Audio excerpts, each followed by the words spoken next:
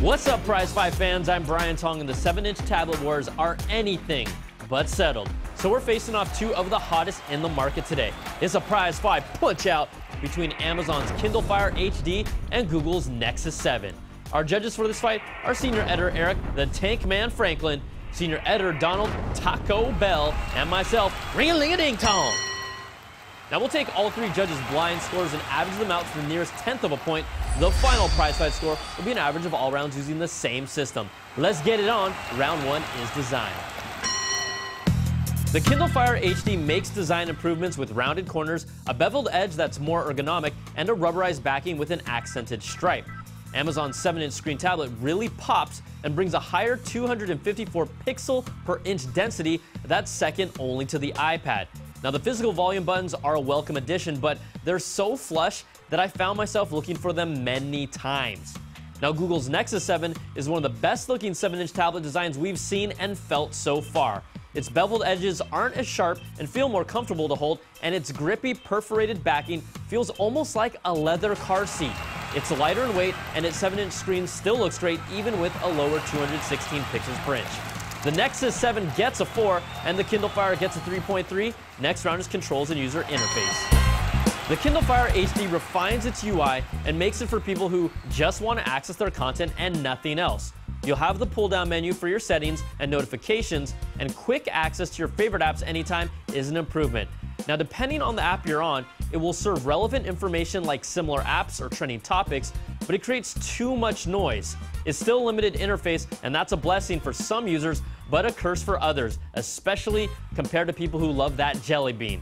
Now, the Nexus 7 showcases Android's Jelly Bean front and center, and we're fans. It's super clean and has simplified things while upping the customization with widgets that automatically resize themselves and a dock for your apps that lets you also create folders on it. The notifications dropdown is still a staple here, plus it brings physical power and volume buttons that you don't have to hunt for. This one is close because it comes down to the user, but Google takes another round with a 4.3, and the Kindle Fire HD gets a 4. So after averaging 2 rounds, the Nexus 7 leads by half a point. Next round is features. Both of these guys bring Wi-Fi, Bluetooth, and front-facing cameras. You won't find memory expansion slots on either one, but there's features unique to each tablet that sets them apart. The Nexus 7 comes in 8GB or 16GB versions, but its crown jewel feature with Jelly Bean is Google Now, which helps deliver relevant info like weather, public transit, and nearby businesses the more you use its services. Its voice recognition for speech-to-text and commands are the fastest and most accurate you'll find anywhere. Android Beam also lets you exchange data with 2 nearby devices when you touch them together, and its Google Play Store has a more robust selection of apps and a hefty amount of media content. On the other hand, the Kindle Fire HD steps it up with 16 or 32 gigs of storage in addition to its cloud service to pick up the slack.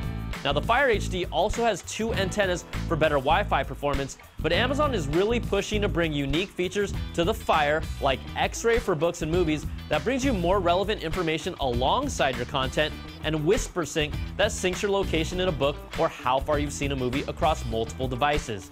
You can even sync Kindle books and companion Audible audiobooks together. There's access to corporate email for the grown-ups, and Amazon's free time sets time limits on kids' usage. Now, its biggest feature is its content library for Amazon Prime members who have access to free movies, TV shows, books, and music content. The Fire HD also has its own version of the Google Play Store that's overseen by Amazon and limits some of your app selection. Now, Amazon really ups their game here, and they take this round 4.7 to 4. Next round is web browsing and multimedia. Google's Nexus 7 brings one of the best tablet web browsing experiences even without Flash support, with this Chrome browser that has more features, a smoother pinch and zoom, and in our comparisons, loaded web pages faster than Amazon's Silk browser. Now, the Kindle Fire's browser is still solid, but this time around, you won't find Flash support.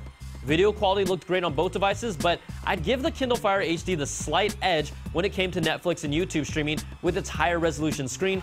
Plus, its Dolby Digital speakers really make a difference with the sound. Both sides stand out on their own here, and we're calling this a tie at 4.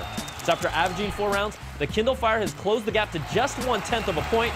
The final round that decides it all is performance.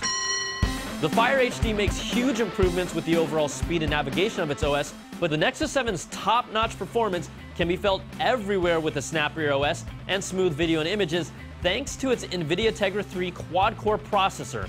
Now, in our video playback battery drain test, the Nexus 7 gave us 10.1 hours of video playback with Wi-Fi turned off, and the Kindle claims over 11 hours of battery life depending on usage.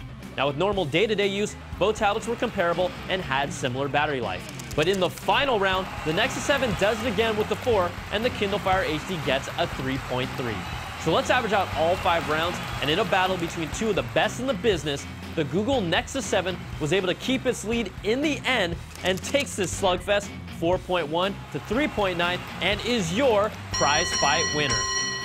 Now, these are two of the best $199 tablets on the market, and really, the decision might come down to which ecosystem you're most invested in and how you plan on using the tablet of your choice. I'm Brian Tong. Thanks for watching, and we'll catch you guys next week for another Prizefight.